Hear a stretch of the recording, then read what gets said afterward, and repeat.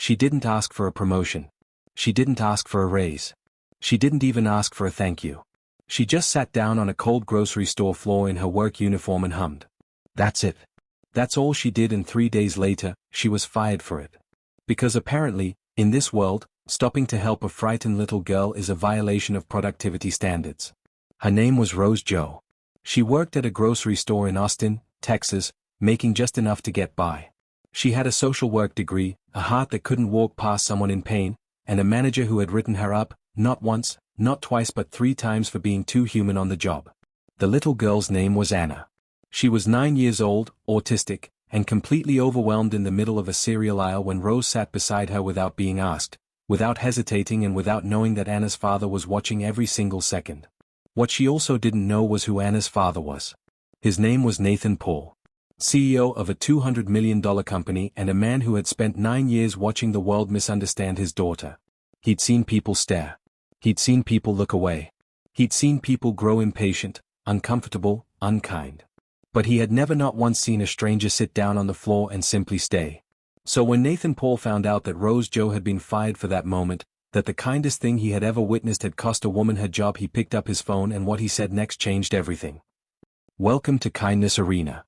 If you believe in kindness, second chances and unseen connections that change lives, please help me prove something wrong. My mother said I wouldn't even reach 1,000 subscribers.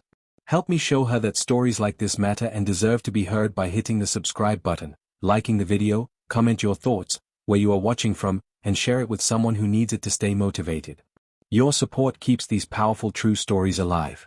The morning Nathan Paul walked into Brookside Grocery on Lamar Boulevard in Austin, Texas, he was not thinking about changing anyone's life. He was thinking about Anna. He was always thinking about Anna. His daughter was 9 years old, with brown curls that bounced when she walked and eyes the color of dark honey. She loved the number 7, the smell of cinnamon, and the sound rain made when it hit a tin roof. She hated crowds, sudden noises, the feel of wool against her skin, and the particular fluorescent hum of grocery store lighting. Nathan knew all of this the way a sailor knows the sea, not from a book, but from years of navigating it, sometimes smoothly, sometimes in the middle of a storm. Anna had been diagnosed with autism at age 3. Nathan had been 31 then, newly divorced, newly made CEO of his logistics software company, Paul Tech, and utterly unprepared. He'd built a company worth $200 million from a dorm room idea. He'd negotiated contracts with Fortune 500 executives without blinking, but the first time a therapist sat across from him and explained what his daughter's life might look like, the sensory sensitivities, the communication barriers, the world that wasn't built for her, Nathan Paul had excused himself, walked to the parking lot, and sat in his car for 4 to 5 minutes before he could drive home. That was 6 years ago. He was better now. Anna had made him better. It was a Saturday morning in late October, cool enough for jackets but bright with Texas sun. Nathan had Anna on the weekend. Their tradition was simple: errands in the morning, the botanical garden in the afternoon, and tacos from the truck on 5th Street for dinner. Anna liked routines. Routines were love, in her language. The grocery store was their first stop. Nathan held Anna's hand as they moved through the automatic doors. She had her noise-canceling headphones on pale pink, her favorite, and she clutched a small laminated card in her free hand that said, in her own careful handwriting, "I have autism. I am okay. I just need a moment." She'd made that card herself, at her therapist's suggestion. She carried it everywhere. The store was quieter than usual for a Saturday, which was good. They moved through the produce section without trouble, and Anna carefully selected 7 apples, always 7, placing each one gently into the bag like they were small, important things. Nathan watched her and felt the particular warmth a parent feels when their child is doing well, when the world is being kind, when the hard work of 1,000 small preparations is paying off. They were in the cereal aisle when it happened. A promotional display of stacked cans collapsed 2 aisles over, a crash like a cymbal hitting concrete, sharp and sudden and enormous in the enclosed space of the store. Anna froze. Nathan felt her hand go rigid in his. Then the headphones weren't enough, and her processing couldn't keep up, and she slid down to the floor between the granola and the oatmeal and covered her ears and made the low, keening sound that meant she was overwhelmed and frightened and completely unable to move. Nathan knelt beside her immediately. Anna, I'm here. You're safe. It was just a noise. It's gone now." But she couldn't hear him through the panic. Her eyes were shut tight. Her breathing was rapid. A few shoppers slowed to stare, not unkindly, mostly, but that particular public stare, the uncertain gaze people give to things they don't understand. Nathan felt the familiar weight of it, the invisible pressure of being watched, of wanting to protect his daughter not just from the world's sounds but from its eyes. That was when Rose Jo appeared. She came around the corner of the aisle quietly, with the practiced unhurry of someone who had learned that sudden movement made things worse. She was perhaps 28, with a warm brown complexion, natural hair pulled back under a green store visor, and a name tag that read Rose in cheerful white letters. She was carrying a mop, which she set against the shelving without a sound. She didn't look at Nathan first. She looked at Anna. Then she did something extraordinary in its ordinariness. She sat down. Right there on the grocery store floor in her work uniform, cross-legged on the linoleum, at Anna's level but not in her space, about 3 feet away. She didn't speak. She didn't reach out. She simply sat, and she began to hum. It was low and rhythmic, not a song Nathan recognized, something gentle and without edges, like the sound of a far-off river. She kept her eyes soft and slightly downcast, not staring, not demanding. Her hands rested open on her knees. Nathan watched, barely breathing. 30 seconds passed. Then a minute and then slowly, the way dawn comes Anna's breathing changed. The keening softened. Her hands moved an inch from her ears. Her eyes opened, and the first thing she saw was Rose, sitting calmly on the floor as though this were the most natural place in the world to be. Anna stared at her. Rose looked up and offered the smallest, least demanding smile Nathan had ever seen on a human face. No expectation in it. No impatience. Just, I'm here. You okay?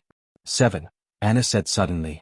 It was what she said sometimes, when she was testing that the world still made sense. Rose nodded seriously.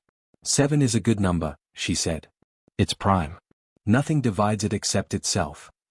Anna blinked and then, in the way that still made Nathan's heart stop every time it happened, she smiled. Small, private, like a door opening just a crack. I know, Anna said. Rose held out her hand, palm up, not grabbing, just offering. Anna looked at it for a moment. Then she placed her own small hand in Rose's and let herself be gently helped to her feet. Nathan stood too, his throat tight with something he didn't have a name for. Thank you, he said to Rose. His voice came out rougher than he intended. Rose shook her head slightly, as though thanks were unnecessary. She did all the work, she said simply. I just sat with her. She retrieved her mop without ceremony. You have a beautiful daughter. And then she moved on down the aisle, back to work, as though she hadn't just done something that would stay in Nathan Paul's memory for the rest of his life. They finished their shopping.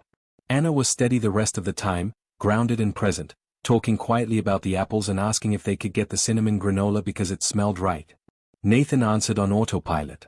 His mind kept returning to the woman with the mop and the quiet hum and the open hand. He didn't speak to Rose again that day. By the time he thought to look for her, she had moved to another section of the store. He told himself he'd come back. He didn't make it back for 2 weeks. Life intervened, a Poltech board meeting, a product launch, a custody schedule adjustment, but Anna asked about the grocery store lady twice, which in Anna's world was the equivalent of talking about someone constantly, and so on a Thursday afternoon Nathan drove to Brookside Grocery alone. He asked for Rose at the service desk. The young man behind the counter shifted uncomfortably. Rose Jo? He paused. She doesn't work here anymore. She was let go last week. Nathan went very still. For what reason? The man looked like he wished he hadn't answered at all. I don't have that information, sir. Nathan pressed gently, calmly, in the way he'd learned to press when he needed answers. He spoke to the shift manager. Then the store manager, a heavy-set man named Gerald who talked fast and used words like protocol and liability and job responsibilities. The story came out in pieces. Rose had been written up twice before, apparently, for spending time with customers in distress when she should have been completing her assigned tasks. An elderly man who'd had a dizzy spell. A young mother whose toddler had been inconsolable. Both times, Rose had stopped her work and stayed with them until things were better. Both times, her manager had documented it as a failure to meet productivity standards. The incident with Anna had been the 3rd time. The store had a policy. Gerald said this without apology, which Nathan noted. Rose had been let go 3 days after Nathan and Anna's visit. She had apparently not complained. She had returned her visor, collected her final paycheck, and left without a scene. Nathan thanked Gerald for his time. His voice was very even. He walked to his car and sat for a moment, thinking about a woman who had lost her job for sitting on a floor and humming. Then he called his assistant and told her he needed a background check on a former employee of Brookside Grocery, Rose Jo, along with a current contact number. He called her the next morning. She answered on the second ring, cautious and polite. When he introduced himself, there was a brief pause. "Is this about Anna?" she asked, and the fact that that was her first concern, not him, not his company, not why a CEO was calling her, told Nathan everything he needed to know about Rose Jo. "Partly," he said. "I heard what happened. I wanted to reach out." Another pause. "It's okay," she said, with the particular grace of someone who has decided not to be bitter. "I knew the rules. She stopped. "You just couldn't walk past someone who needed help," Nathan finished. Silence on the line. "Then, it's not a great quality for a grocery store job, I guess." "No," Nathan agreed. "But it's an extraordinary quality for the position I'm about to offer you." Rose Jo had a degree in social work that she'd never fully used. She'd taken the grocery job after a nonprofit she worked for lost its funding. She had 4 years of experience working with children with developmental disabilities. She was quiet, perceptive, and utterly without pretension. Nathan offered her a position at Poltech's new Employee Wellness and Accessibility Initiative, something he'd been meaning to formalize for 2 years but hadn't found the right person to lead. The salary was 3 times what she'd made at the store. There were benefits, flexibility, and purpose. She asked for 2 days to think about it. He respected that more than if she'd said yes immediately. She called back in one day. "I have a question," she said. "Is this real, or is this a kindness?" Nathan understood the distinction immediately. She was asking whether he was handing her a constructed role out of guilt or gratitude, or whether this was genuine need. It was a smart question. It was a brave question. "It's both," he said honestly. "But mostly it's real." "Okay," she said. "Then yes." That was 8 months ago. Rose Jo now runs the HEART program at Poltech, an internal initiative that provides accessibility training, family support resources, and mental health outreach to all 412 employees at the company. She has redesigned the office's sensory environment. She has hosted workshops attended by over 200 people. She has, in the words of Poltech's head of HR, quietly changed the culture of how we think about each other. Nathan asked her once, over coffee in the office break room, what had made her sit down on the grocery store floor that day without hesitating. Rose wrapped her hands around her mug and thought about it properly, the way she thought about everything. "I have a little brother," she said finally.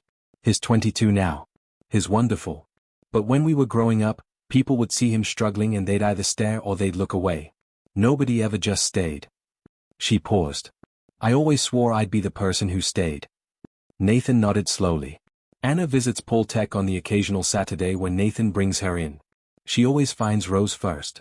They sit together sometimes in the small sensor-friendly room Rose designed, soft lighting. No fluorescent hum, a small basket of weighted blankets, and Rose tells Anna facts about prime numbers, and Anna brings her drawings she has made during the week.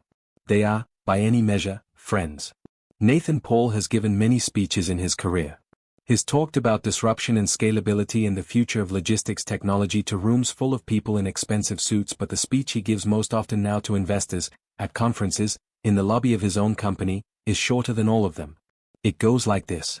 "I once watched a woman lose her job for being kind. And I thought, we have built something backwards. The world keeps asking people to be less human in order to be more productive. I want to build something that goes the other way." It started with a woman on a grocery store floor, and a little girl, and a hum that had no words in it. Sometimes the most expensive thing in a room is the person nobody noticed. He always pauses there, and the room is always quiet, and somewhere across the building, in a softly lit room with no fluorescent hum, Rose Jo is already at work staying.